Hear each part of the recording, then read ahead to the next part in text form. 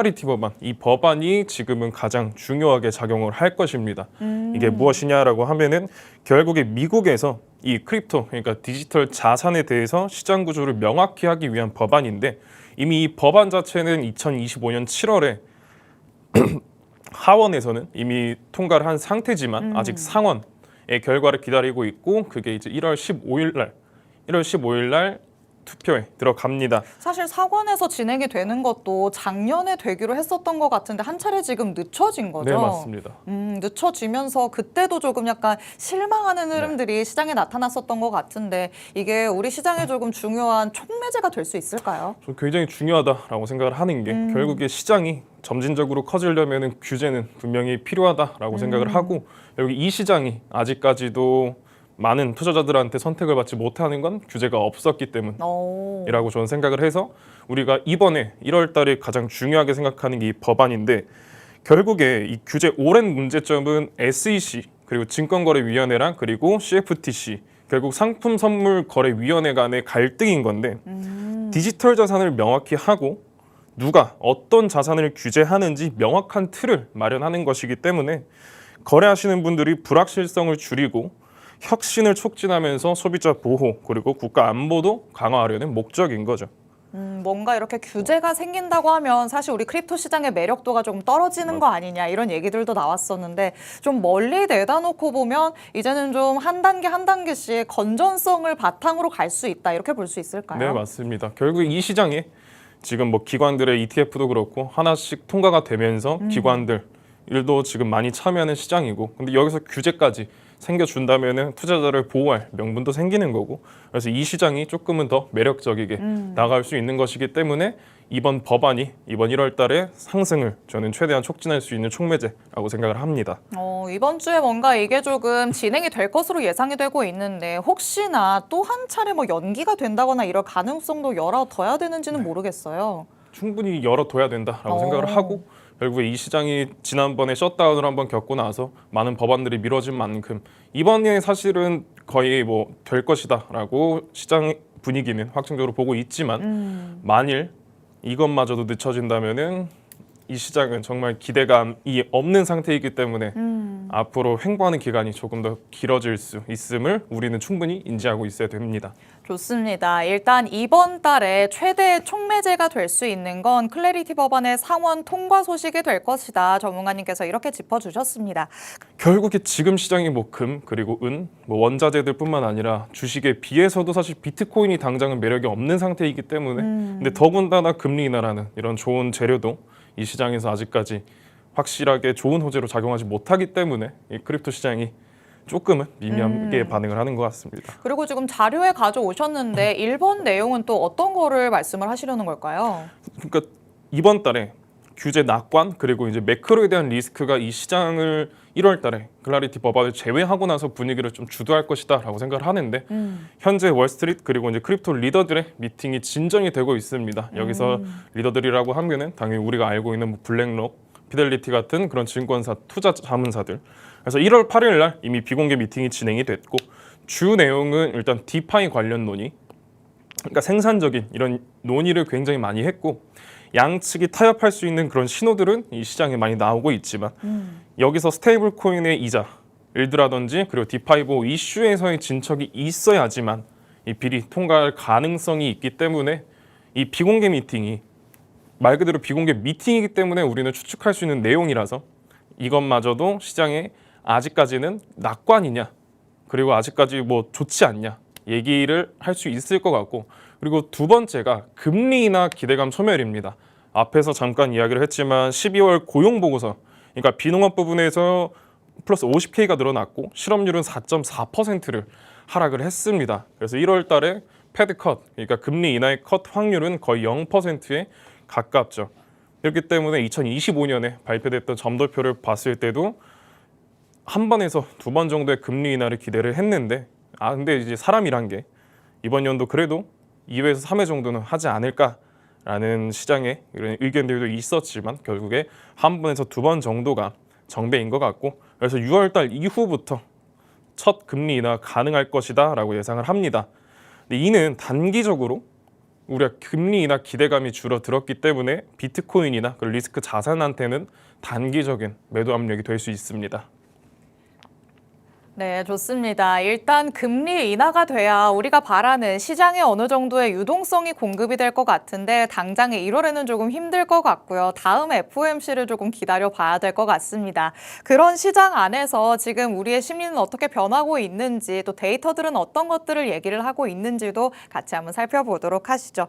자, 결국에는 우리 시장을 움직이는 건 기대감이 될 것 같은데 맞습니다. 이 기대감을 언제쯤 다시 가져볼 수 있을까요? 아무래도 금리 인하를 하기 직전인 4월이나 5월 달쯤부터 시장이 뭐 뉴스들이나 그래야 뭐 펌핑을 많이 좀 할 것 같아요. 그때부터가. 네. 그래서 당장 금리 인하를 시작을 했을 때는 그렇게 시장에 큰 상승을 줄 수는 없을 수 있지만 기대감, 그 기대감이 4월에서 5월 정도로 작용될 것이다라고 생각을 하는데 현재 이 표를 봤을 때도 금리 인하 사이클 그리고 이제 인하 때부터 시장이 그때부터 상승을 하기 시작을 합니다. 여기서도 보면 그래서 비트코인은 뭐 그리고 주요 상품들도 그렇지만 리스크 자산이죠.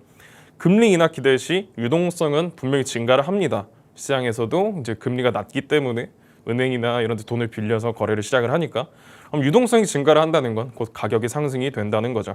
역사적으로 페드 금리 인하 당시 사이클은 항상 비트코인이 강세였습니다. 주식도 물론 강세였지만 비트코인이 정말 강한 상승을 보여줬었죠. 그래서 항상 지금 뭐 많은 뉴스나 그리고 저도 그렇지만 금리 인하에 대해서 이야기를 많이 하는 것도 사실 이번 연도의 가장 큰 이슈이고 금리 인하 확률이 올라가야 달러도 약세에 조금 들어가고 비트코인 그리고 리스크 자산에 긍정적이기 때문에 근데 하지만 금리 인하 기대감이 소멸한 것을 봤을 때 비트코인과 같은 리스크 자산들은 약세를 보일 확률이 조금 높죠. 좋습니다. 일단 금리 인하에 대한 기대감을 한 4, 5월 정도에나 가져볼 수 있겠다라는 얘기를 해주십니다. 기대감이 약화가 된다면 그 안에서는 변동성이 조금 커질 수가 있고요. 우리가 바라는 것과는 조금 다른 흐름들이 나타날 수 있다는 점 늘 염두에 두시면서 어렵다고 느껴질 때는 전문가님의 전략들 꼭 정보방 안에서 받아가 보시기 바랍니다. 자, 그럼 전문가님이 바라보시는 비트코인이 상승을 하기 위한 전제 조건들은 어떻게 되는지 시나리오도 같이 한번 살펴보도록 하겠습니다. 자, 어떤 부분들을 조금 중점을 두고 우리가 지켜봐야 될까요? 당연히 첫 번째는 금리 인하이고 그리고 두 번째, 세 번째, 다섯 번째까지 좀 준비를 해왔는데 이 시장이 상승할 수 있는 시나리오는 굉장히 많고 그래서 우리가 금리 인하를 많이 이야기하고 있다고 금리 인하만 집중을 할 것이 아니라 네. 다른 이슈들도 한번 살펴봐야 될 것 같은데 지금 같이 보면서 한번 이야기를 하면 이제 금리 인하 당시 기대는 재점화 그러니까 1월에 인하 확률은 거의 0%지만 26년 중반부터 1회에서 2회 정도 인하할 가능성을 유지를 한다면 그래서 경제 둔화나 인플레이션이 안정이 됐을 때는 유동성이 증가를 하고 달러가 약세에 들어가고 그러면 리스크 자산에 대한 수요는 올라갈 수밖에 없죠. 그래서 역사적으로 금리 인하 사이클에서는 비트코인 강세 패턴이 반복이 됐습니다. 그래서 아래 차트는 앞에서도 보여드렸지만 금리 인하 사이클에서는 항상 비트코인이 엄청난 강세를 보여드렸다는 것. 우리는 충분히 이거를 기대를 할 만합니다. 이거를 겪어봤던 사람들도 그렇기 때문에 금리 인하를 이야기를 하고 있는 거고. 그래서 두 번째 상승 시나리오는 비트코인이랑 이더리움 ETF의 수십억 달러의 유입이 지속이 되고 있습니다. 현재 뭐 아이비트나 그리고 지금 뭐 FBTC, 블랙록이나랑 피델리티가 주도를 하고 있고 그리고 마이크로 스트래티지 이런 기업들이 비트코인을 엄청나게 사들이고 있는데 할빙 이후에 그러니까 반감기 이후에 공급 부족으로 가격이 유지가 되고 있는 거죠. 그래서 이 시장의 공급량이 계속해서 늘어나지 않고 비트코인은 어쨌든 발행량의 한계가 있기 때문에 2026년 ETF를 기점으로 기록적 순유입이 예상이 되고 있고 그래서 비트코인을 디지털 금으로 보는 이 기관들의 해지 수요도 많이 늘어나고 있기 때문에 비트코인을 뭐 가격을 올려서 매수하기보다 지금처럼 횡보하고 있을 때는 기관들이 더욱 매력적으로 보고 있기 때문에 투자자 여러분들도 현재 뭐 횡보하고 있다고 너무 포모 와서 다른 코인 건들 필요는 전혀 없다라고 생각을 하고 있습니다. 그래서 이게 두 번째 상승 시나리오로 생각을 하고 있고 이어서 또 이야기를 하자면은 세 번째는 규제 명확합니다. 앞에서 이야기를 했지만 트럼프 행정부의 영향인 건데 왜 클라리티 법안이 1월 15일 날 하원에서 마크업이 예정이 되어 있고 그리고 SEC랑 그리고 CFTC의 관할이 명확화가 된다. 그러면서 디파이 스테이블 코인 같은 거는 이제 CFTC 소속으로 들어가고, 그래서 친크립토 정책으로 불확실성이 해소가 전 될 거라고 생각하고, 이 법안만 통과가 된다면 아직까지 참여하지 않은 기관들 그리고 기업들의 참여는 가속화 될 것이다. 그래서 이것 또한 비트코인 가격에 상승을 줄 수 있는 그런 촉매제 역할을 하고 있고요. 그리고 네 번째, 지정학적 해지 그리고 공급 쇼크입니다. 글로벌적으로 좀 불안한 전쟁 그리고 인플레이션 속에 비트코인은 안전자산 역할이 강조가 되고 있습니다. 뭐 지금 가격적으로 봤을 때 이게 어떻게 안전자산이냐라고 이야기를 할 수 있지만 결국에 금처럼 발행량이 한정이 되어 있다는 것, 이것만으로도 안전자산은 충분한 역할을 할 수 있고 24년 이후에 신규 공급이 계속해서 감소를 하고 있기 때문에 장기 수요를 바라봤을 때는 우리가 충분히 매력적인 자산인 거죠.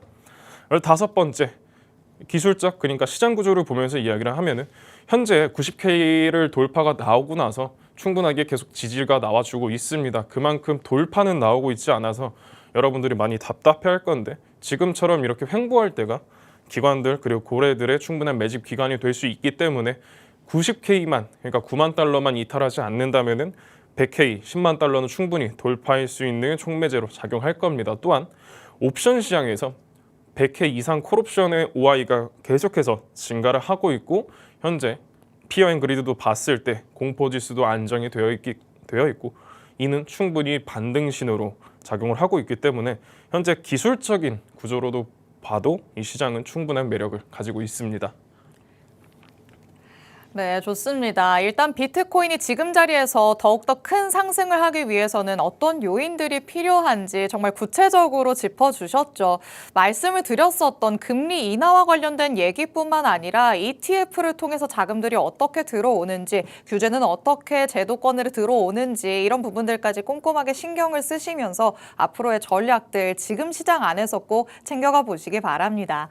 자, 그럼 시장 안으로 한번 들어가 보도록 하시죠. 차트는 또 어떤 시그널 보내고 있는지도 살펴보도록 하겠습니다. 비트코인부터 한번 볼까요? 네, 비트코인부터 좀 먼저 보면서 이야기를 하자면은, 일단 비트코인이 넓은 구조로 봤을 때 계속해서 하락을 하는 이런 움직임을 보였습니다. 네. 이때 비트코인이 고점을 달성을 하고 나서 이때부터 다시 한번 관세 흐름 그리고 시장의 금리 인하 가능성이 줄어들면서 이 시장에 대한 매력도나 이런 것들이 떨어지면서 많은 투자자들이 매도를 하고, 그리고 이때 금 같은 다른 해지 상품들이 올라오면서 그 와중에 또 주식장이 올라갔기 때문에 코인 시장이 상대적인 매력도가 떨어지면서 매수를 받아주는 주체가 없다 보니 앞에서 큰 하락 흐름이 나와줬는데, 네. 근데 앞에서 뭐 상승이든 하락이든 이런 식으로 방향이 나왔을 때는 보통 조금은 길게, 그러니까 이런 추세가 길게 지속이 됐다면은 횡보 자체도 그 기간이 짧지가 않습니다. 오. 방향이 나온 게 짧았다면은 횡보도 짧았을 텐데,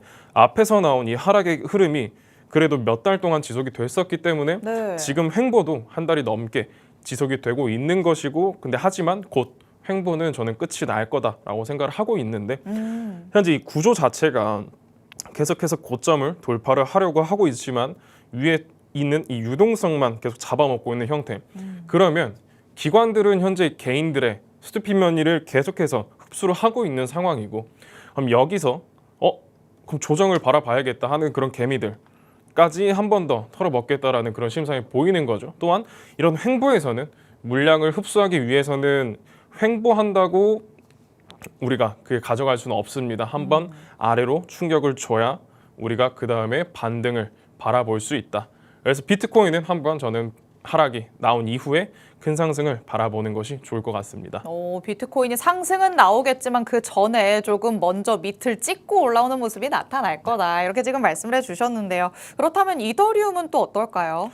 자, 이더리움이 전 상대적으로 더 약하다고 보고 있고, 그래서 우리가 아까 봤지만 도미넌스 자체가 현재 12% 정도로 유지가 되고 있고, 지금 다른 비트코인이랑 이더리움 제외한 애들을 봤을 때 28%, 29% 정도가 나오고 있는데, 네. 이더리움이 사실 진짜 매력도가 조금 많이 떨어지긴 했습니다. 시장에서도 화끈한 뭐 가격 상승이나 이런 걸 보여주고 있지만 많은 투자자들은 현재 이더리움이 아닌 리플 그리고 솔라나 그리고 다른 코인들로 눈을 돌리고 있는 상황이기 때문에 현재 비트코인이 상승한다고 해서 이더리움이 그대로 바로 올라갈 것 같지는 않고 시장의 영향을 받고 이더리움도 한 번 더 조정을 보일 듯합니다. 지금 보여주시는 차트상으로 봤을 때는 비트코인보다는 조금 더 아래로 많이 열려 있다라는 부분을 염두에 두셔야 될 것 같습니다. 그러면 우리 투자자들이 눈을 돌리고 있다는 솔라나는 어떻게 됐을까요? 솔라나가 저는 구조상으로도 조금 더 좋다라고 생각을 하는데 굉장히 매력적으로 보시는 게 맞습니다. 솔라나일까요? 네, 그래서 솔라나를 지금 봤을 때 솔라나도 앞에서 긴 하락 추세가 있었고 현재 이런 횡보하는 길이 자체가 뭐 비트코인이나 이더리움보다 조금은 전 더 좋았다라고 생각을 하고 그리고 저는 이렇게 보통 아래에 있는 이런 구조들이 붕괴가 됐을 때 헌팅을 하고 올라오는 그런 흐름이라서 이 자리를 먹고 지금 반등이 나오는데도 현재 POC를 돌파한 모습. 그럼 여기서는 우리가 한 번 더 상승이 나온 이후에 되돌림이 나오더라도 다시 한번 185달러 원화 기준으로도 30만 원 자리는 충분히 다시 한번 올라올 수 있다고 보고 있습니다. 메이저 코인 가운데서는 그래도 전문가님께서는 솔라나가 조금 매력적이게 보인다라고 얘기를 해주십니다. 그렇다면 여태까지 나오지 않은 나의 가장 관심이 많은 코인이 있다라고 느끼실 것 같은데 XRP 마지막으로 살펴보도록 하시죠. 자, XRP 기다리시는 분들이 너무나도 많거든요. 맞습니다. 과연 시원하게 올라갈 수 있을까요? 리플도 저는 굉장히 좋아하는 코인 중에 하나고 네. 사실 리플이 가격적으로 봤을 때도 정말 매력적인 가격대이긴 한데 많은 투자자분들이 지금 기다리시는 게 리플이 현재 계속 상승이 나오더라도 되돌림의 규모가 50%에서 60%까지도 상승에 대한 되돌림이 나오고 있어서 그럼 내가 어디서 매수를 해야 되고 내 리플이 다시 상승할 것 같은데도 그래서 이런 자리에서 샀다가 뭐 이렇게 다시 되돌림이 나와 손절하는 경우 그리고 올라갈 때 다시 뭐 매수했다가 물리는 그런 경험하신 분들이 많으실 건데 리플은 차트 구조적으로 봤을 때 현재 올라왔을 때 여기 있는 유동성 공백을 채운 상태고 그러면 이 자리까지 먹었으면은 보통 여기서 매수하는 개인들의 물량을 다시 한번 빼앗기 위해서는 기관 그러니까 고래들은 이 자리까지도 충분히 되돌릴 수 있다. 그리고 이런 자리에서들은 보통 세력들이 사고 싶어도 못 삽니다. 규모 자체도 크고 이 가격 자체가 매력적이지 않기 때문에 그래서 한 번 더 떨어뜨린 이후에 2달러 부근에서 저는 반등이 시작이 될 거라고 생각을 하고 있고 리플은 여러분들 좀 가는 길이 험난할지 몰라도 올라올 때는 앞에서도 보여준 것처럼 시원하게 상승을 하는 그런 코인 중에 하나다 보니까 우리가 매수한 근거가 있다면 흔들릴 필요는 저는 없다고 생각합니다. 그리고 리플은 충분히 좋은 가격과 좋은 구조를 가지고 있기 때문에 시청자 여러분들이 조금은 여유 가지고 지켜보시면 리플도 좋은 결과가 나올 거라고 생각합니다. 네, 이렇게 XRP와 관련된 의견까지 들어봤습니다. 일단 우리가 살펴봤던 코인들 가운데서는 이더리움을 제외하고는 그래도 긍정적인 전망들을 제시해 주신 것 같은데요. XRP 한번 떨어질 수는 있겠지만 그래도 2달러 부근에서 지지받고 올라갈 가능성이 크다라는 의견들 주셨으니까 그 험난한 길을 같이 한번 전문가님과 헤쳐나가 보시기 바랍니다. 자, 이렇게 전문가님과 차트 흐름까지 같이 살펴봤습니다. 시장에 대한 분석 조금 더 필요하다 느껴지시는 분들은 하단에 QR코드 계속해서 나가고 있으니까요. 정보방 안에 들어오셔서 방송 시간 끝나고 나서도 전문가님의 분석들 더 챙겨가 보시기 바랍니다. 잠시 후에는 실전 매매를 위해서 알아야 할 부분들 전문가님 통해서 교육 들어볼 예정이니까 끝까지 자리해 주시기 바랍니다. 그럼 저희는 잠시 후에 돌아오도록 하겠습니다.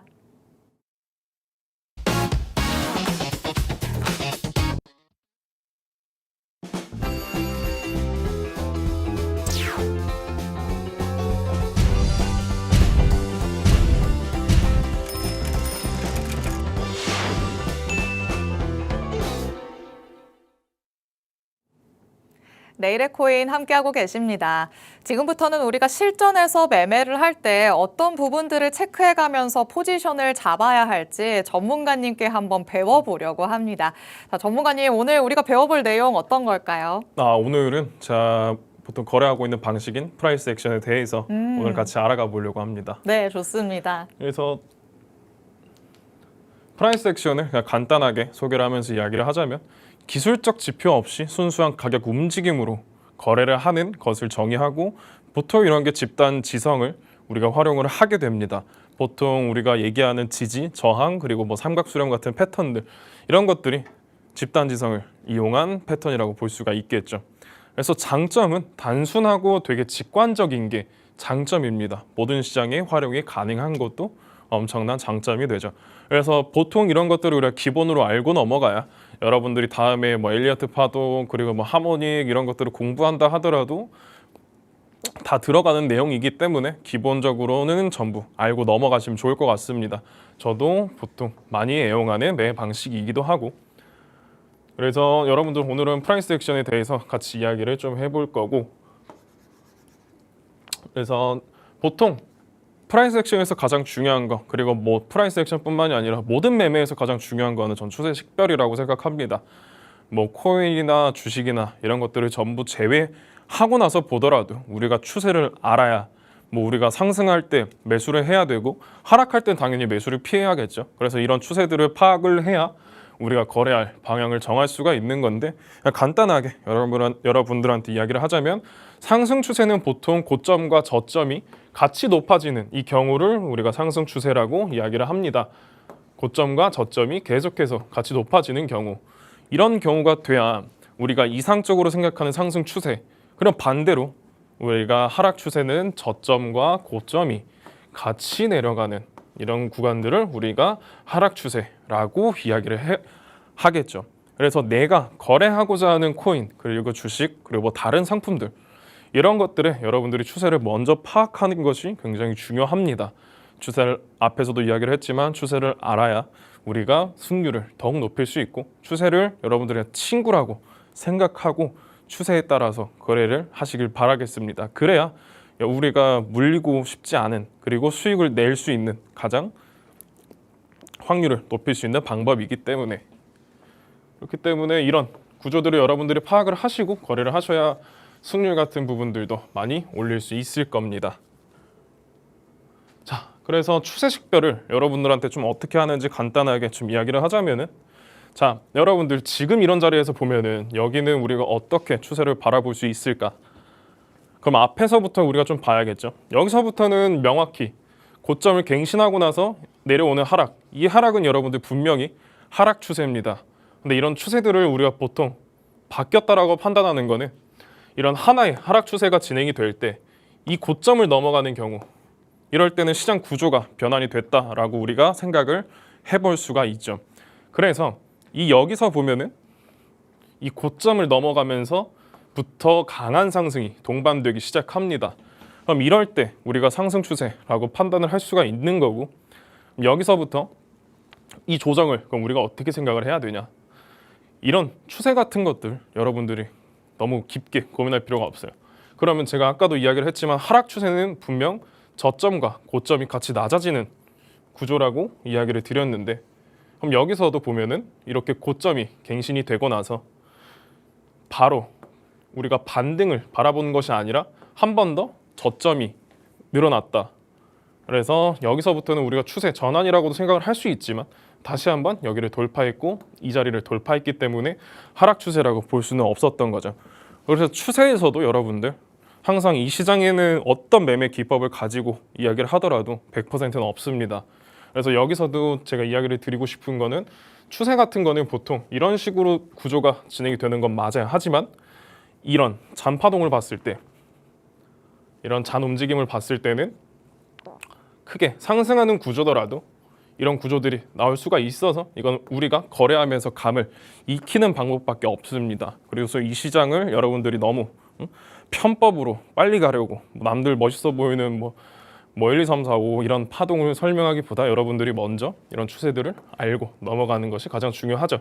그럼 여기서 앞에서 보면은 하락 추세가 진행이 됐고 상승 추세가 지속이 될 때, 이런 추세가 전환이 될 때 시장은 굉장히 강하게 작용을 합니다. 반응을 강하게 하기도 하고, 그래서 첫 번째 추세가 전환이 되는 이런 포인트를 여러분들이 가지고 거래하셔도 꽤 좋은 수익을 낼 수가 있죠. 그래서 여기서부터 큰 상승이 나왔고, 그럼 여기서도 바라볼 때, 여기서도 볼 때 이런 식으로 고점을 갱신하고 나서 유동성을 헌팅하고 내려오는 모습인데, 여기서도 결국에 추세가 변경이 됐죠. 저점 이탈을 하면서. 그럼 여기서부터 최소한 이 구간까지 하락이, 우리 하락폭만 봤을 때 116K에서 저점 기준으로 80K 부근까지도 하락을 했습니다. 그러면은 우리가 30에서 40% 정도의 하락이 진행이 된 건데, 이런 구간들 우리가 최소한 피해 가려면 추세를 우리가 알고 넘어가야 된다. 그래서 여기서도 보면은 굉장히 시장은 쉬웠습니다. 그래서 보면은 하락이 진행이 됐을 때 이 추세가 이탈이 나오죠. 이 추세가 이탈이 나오고 추세는 이런 식으로 쭉 진행이 되진 않습니다, 여러분들. 내려오고 나서 분명히 바로 되돌림은 무조건 나오게 되어 있습니다. 왜냐하면 시장도 계속해서 팔 수만은 없기 때문에 되돌림을 주면서 매수할 사람들한테 물량을 떠넘기고 다시 한번 조정이 진행되는 구조. 그래서 여기서도 보면은 하락이 진행되고 나서 이 반등폭을 여러분들이 봤을 때 여기서 매수할 사람들은 매수를 받고 다시 한번 하락이 진행되고 여기서도 다시 한번 보면은 되돌림 이후에 조정. 그럼 지금 이 자리는 우리가 어떻게 봐야 되냐? 앞에서 큰 추세가 나오면은 아까도 이야기를 드렸지만 횡보는 조금 나오는 편입니다. 왜냐하면은 이 앞에서 나온 매도 물량들이나 시장의 분위기나 이렇게 횡보를 하면서 잡아야 되기 때문에 그럼 여기서는 지친 개인들이 보통 매도를 진행을 하게 되는데 이런 횡보 추세에서도 여러분들한테 좀 한 가지 이야기를 조금 드리자면은 이런 추세에서 고점을 돌파하려는 그리고 저점을 계속해서 낮추려는 시도는 계속해서 나오고 있기 때문에 우리가 이런 거를 보면서 추세가 이제 바뀌겠다 생각을 하시기보다 제가 여기서도 이야기를 드렸지만 추세 돌파가 나오고 나서 이런 식으로 되돌림이 나오는 이런 구조들을 여러분들이 보시는 것을 추천드립니다. 추세 식별은 일단 우선 이 정도로만 보시고 여기서 조금 더 여러분들이 익숙해진다면은 다음에는 추세 가지고 활용할 수 있는 거를 조금 설명을 드려보고 그리고 다음으로 지지와 저항입니다. 지지와 저항은 굉장히 기본적인 내용이죠. 그래서 지지와 저항 이거 아는데 이렇게 생각을 할 수가 있는데 추세를 파악했다면은 차트 안에서 지지와 저항을 먼저 찾아야 됩니다. 당연히 지지와 저항은 가격이 반등하는 지점을 지지라고 보통 이야기를 하고 가격이 저항받는 그러니까 하락을 이런 압력을 받는 곳을 우리가 저항이라고도 얘기를 하고 그래서 추세를 파악했다면은 우리가 차트 안에서 지지와 저항을 파악을 해야 됩니다. 그래야 추세가 전환이 되고 나서 되돌림이 어디까지 나오고 확장이 어디까지 될 것인가 확장이 어느 저항에서 막힐 것인가를 우리가 알 수 있기 때문에 지지와 저항을 찾아보셔야 되고 지지와 저항을 찾았다면은 우리가 어디서 매수를 하고 어디서 매도를 할지 힌트를 얻을 수 있다. 그리고 지지와 저항에서도 한 가지 좀 여러분들한테 팁을 알려드리자면은 이런 구간들이 있죠. 보통 저항이었던 구간은 돌파가 되면은 지지로 바뀝니다. 그래서 여러분들이 만약에 저항을 받는 이 구간이 돌파가 된다면은 지지가 되는 거고 반대로 지지였던 자리를 이탈을 하게 된다. 여기가 지지였다고 하면은 지지였던 구간을 이탈을 하게 되면 다시 한번 저항으로 작용을 하기 때문에 여러분들이 그냥 간단하게 지지였던 구간이나 저항이었던 구간이 깨지거나 돌파된다면 반대의 성향을 가진다라고 생각을 하시면 좋을 것 같습니다. 자, 그래서 지지와 저항은 알고 계시는 분들은 많기 때문에 이 정도로만 보고 오늘은 이것만 좀 기억을 하시면 좋을 것 같아요. 깨진 저항이나 깨진 지지는 새로운 지지나 저항이 된다. 이것만 좀 알고 넘어가셔도 분명히 도움이 되실 겁니다. 그래서 지지와 저항, 방금도 이야기를 했지만 지지였던 구간들 이런 구간들이 추후에 이탈을 하게 된다면은 이런 식으로 저항이 될 확률이 높고 저항이었던 부분 만약 여기를 돌파했다 하면은 이야기 드린 대로 여기가 지지가 돼서 다시 한번 올라갈 수 있는 이런 자리가 될 수 있죠. 그래서 시청자 여러분들도 이런 구간들 꼭 체크를 해보시는 게 좋습니다. 결국에 차트는 계속해서 나온 게 또 나오고 나온 게 또 나오고 이 움직임이기 때문에 지지와 저항을 꼭 체크하셔서 앞으로의 차트가 그려질 때 여기 왔을 때 지지를 못하고 만약에 이탈했다. 그러면은 난 여기 되돌려 왔을 때 여기서 숏 포지션에 진입을 한다든지 혹은 내가 현물 코인을 들고 있다. 현물을 들고 있다면은 여기서 돌파하지 못하면은 난 손절을 해야겠다. 이런 것들을 여러분들이 생각해 보실 수 있을 겁니다. 지지와 저항은 이런 식으로 여러분들의 차트를 바라보면서 이거는 우리가 식별하기도 굉장히 쉽기 때문에 한 번씩 찾아보시는 거를 저는 추천을 드립니다. 그래서 트레이딩 전략이나 리스크 관리에서 한 번 더 이야기를 드리자면 전략 예시는 여기서 여러분들한테 보여드리고 싶은 게 보통 이런 패턴들 저항이나 지지가 이탈을 했다라고 해서 바로 포지션을 잡는 것보다는 무조건 되돌림 이후에 잡는 것이 여러분들이 더 안전합니다. 이런 구간들을 보통 리테스트라고도 표현을 하고, 그래서 키 레벨, 그러니까 차트 패턴이 완성이 됐다고 해서 바로 포지션을 잡는 것이 아니라 이탈 이후에 리테스트에서 진입을 하는 것이 가장 안전하다라고 볼 수 있죠. 이탈을 하고 나서 그대로 반등하는 경우도 굉장히 많기 때문에 한 번 더 확인해서 여기를 돌파하는지, 바로 직전에서 배운 SR 플립이 일어났는지 이런 것들을 체크하면서 포지션을 진입하는 거를 여러분들한테 추천해드리고, 손절은 우리가 이런 패턴들 완성이 됐을 때 이런 구간들을 다시 들어간다거나 채널이 유지가 된다 했을 때는 여러분들이 이런 자리를 손절로 잡아볼 수가 있고, 익절은 보통 패턴 완성 이후에 직전 저항이나 지지에 설정하는 것이 굉장히 좋습니다. 그리고 손절을 1대 2 정도로 잡는 것이 좋고, 리스크 관리는 한 거래당 전체 계좌의 1, 2% 정도의 리스크만 관리하는 것이 이상적이긴 하지만, 그건 투자자 여러분들이 거래하면서 내가 조금 더 맞는 리스크 관리 방법이 있다면 그대로 하시는 게 좋습니다.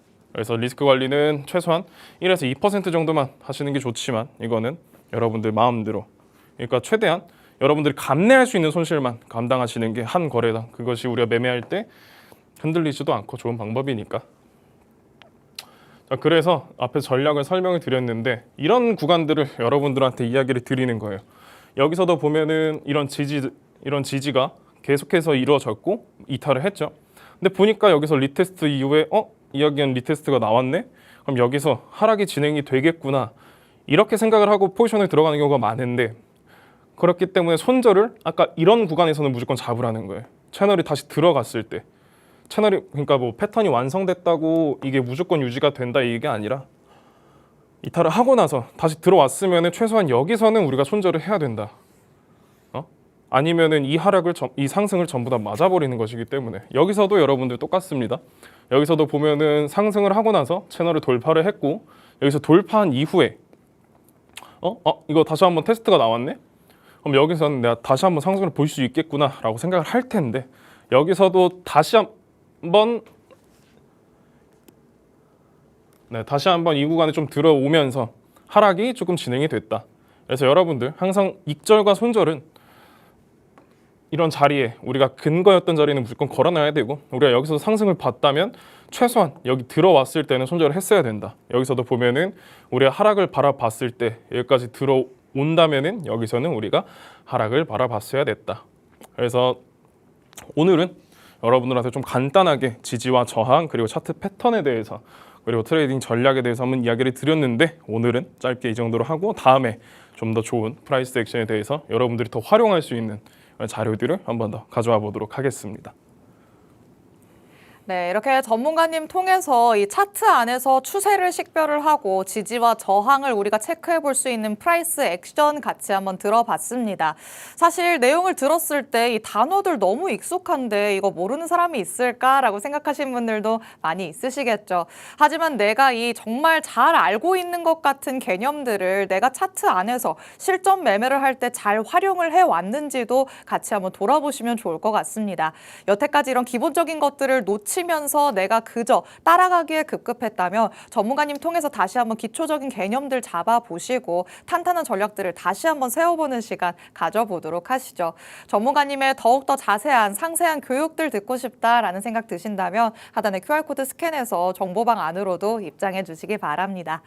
자, 그럼 매매에 필요한 무언가의 포인트를 짚어봤기 때문에 이 포인트를 활용할 수 있는 전문가님은 이 시장에서 관심을 갖고 있는 코인은 어떤 게 있을지도 같이 한번 만나보도록 하겠습니다.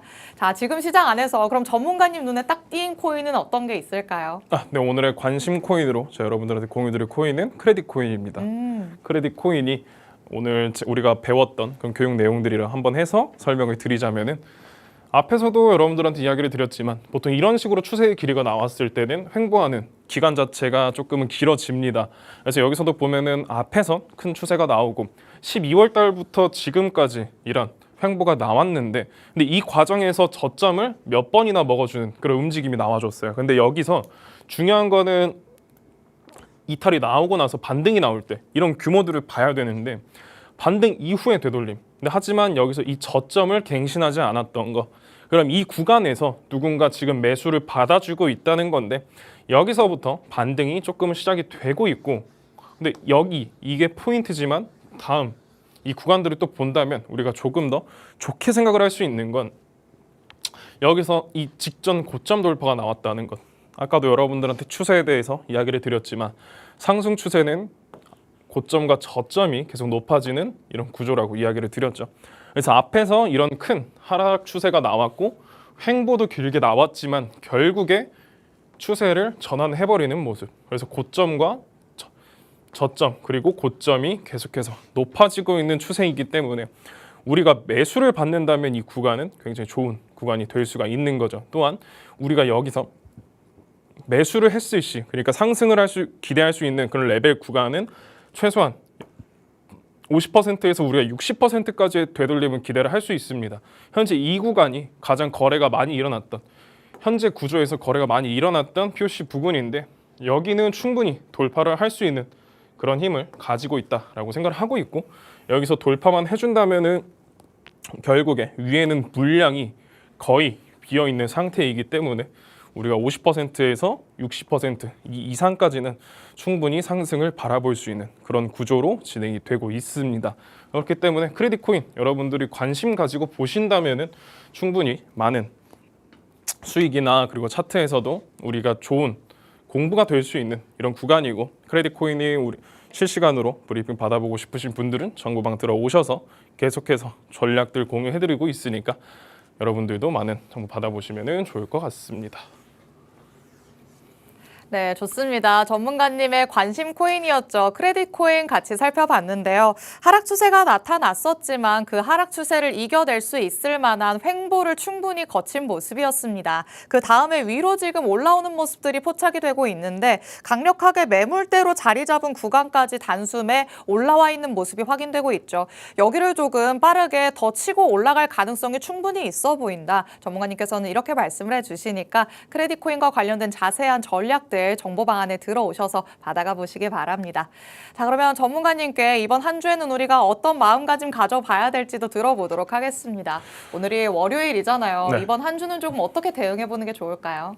이 시장이 우리가 뭐 지금 노이즈도 너무 많고 사람들이 이 이슈 저 이슈를 뭐 시장이 너무 조용하니까 그걸 찾아보면서 거래를 하고 있는데, 그런 것들에 우리가 너무 휩쓸리지 말고 차트 본연에 좀 집중하면서 우리가 좀 노이즈를 차단할 수 있는 그런 노력을 하는 것이 이번 주는 가장 중요할 것 같습니다. 좋습니다. 이번 한 주야말로 기초를 조금 더 탄탄하게 잡고 가는 한 주로 자리를 잡아보시면 좋을 것 같습니다. 전문가님 통해서 더 자세한 전략들 계속 챙겨가 보시죠. 오늘 저희가 준비한 내용은 여기까지입니다. 본 방송에서 제공해드리는 정보는 투자 판단에 대한 조언일 뿐 해당 자산의 가치 또는 상승 하락을 보장하진 않는다는 점 유의해 주시기 바랍니다. 저희는 내일 이 시간에 다시 찾아뵙도록 하겠습니다. 시청해주신 여러분 고맙습니다.